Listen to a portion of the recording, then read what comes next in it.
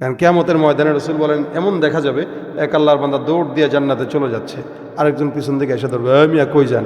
জান্নাতে যাই, দরজা খোলা দেখো না। হ্যাঁ দাঁড়ান, হিসাব আছে। সেলিম ভাই হিসাব আছে। তো সেলিম ভাইয়ের লোকে কি এর হিসাব? বা সেলিম ভাই বলতেছে আরেকজনের হিসাব আছে, কি এর হিসাব? বা আমি বলতেছি আরেকজনের হিসাব আছে, কিসের হিসাব? যে জান্নাতে চলে যাইতেছে ভাই কিসের হিসাব?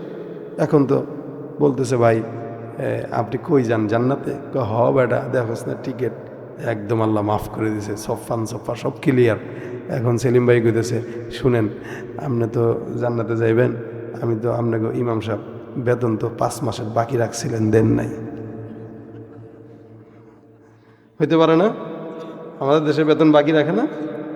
বেতন বাকি রেখে মসজিদ 5 তালা, বুঝুন আমাকে মসজিদের উন্নয়ন দরকার 10 তালা 20 তালা, অথবা লিফট দরকার, টাইলস দরকার, ইমাম সাহেবের বেতনটা বাকি।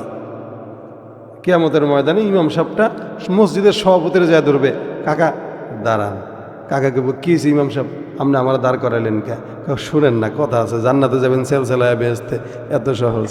আমার যে 5 মাসের বেতনটা বাকি রাখছিলেন, মোটামুটি খুব বেশি না, অল্প। বলে কয় দিনে? 5 মাসের। কয় টাকা? 5,000 টাকা করে, 25,000 টাকা মাত্র। ধর্মিয়া 25,000 টাকার লাগে আপনার এইখানে এসে আমার জান্নাতে ঢোকার যে ডিস্টার্ব করতেছেন, ধর্মিয়া ভাগেন এখান থেকে। 25,000 টাকা আমি লন, 25 টাকা দিয়ে দিলাম। কি এর 25 টাকা? দুনিয়া ওখানে তো আর টাকা চলবে না, নেকি চলবে। 25,000 নেকি দেন, 25,000 নেকি দিয়ে দিলাম। আমার কাছে তো 1 কোটি নেকি আছে। আমার তো 25,000 নেকিতে পড়তো না কাকা। কে? আমার তো শর্টই হলো 1 কোটি নেকি। তো মানে কি তোমার 25,000 টাকার লাগে আমি 1 কোটি নেকি দিয়ে দিব? দিলে দেন, নাহলে দাঁড়ায় থাকেন। আল্লাহ এ কি কয়? 25,000 টাকার জন্য বলে 1 কোটি টাকা দেওয়া লাগবে? আল্লাহ কব হ্যাঁ আমি তো মাফ করে দিছি, এখন সে যা দাবি করে ওটাই দেওয়া লাগবে। যদি দিতে পারো দাও, আর নাহলে এখানে দাঁড়ায় থাকো।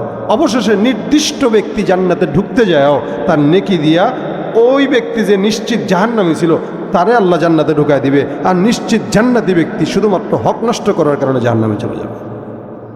বাজারে যায় বড়ই কত টাকা কেজি দেহি তো, খায় একটা মুখে দিয়ে দিয়েছেন, জিজ্ঞেস করছেন বাদাম শত কত কত টাকা শ দে তো, 5 টাকার দে, এদিকে 2টা মেরে দিছে। এবারে আমরা টাকা রয়েছে বাট ফার, বাদাম কিনতো না কিছু না, এনে খালি আয় মাগনা খাওয়ার লেগে। বড়ই কিনবে না ভাই, কেজি কত দিয়েছি আসো খান একটা। এই 10 দোকানে ঘুরে ঘুরে 10টা বড়ই খাইলে আর কি কিনা লাগে? এনে 10 দোকানের মানুষ 10টা, একজনই না হক নষ্ট করছেন, একজনই না মাফ করছে, আর 9টা যে আছে একটা বড়ের জন্য ধরবে, আটকায় যাবেন। একটা বড়ই, বেশি না। কটা? একটা বড়ই। এই জন্য হুকুকুল ইবাদের ব্যাপারে সতর্ক থাকেন, একটা পয়সা যেন কারো নষ্ট না হয়, খেয়াল রাখেন, খেয়াল রাখেন।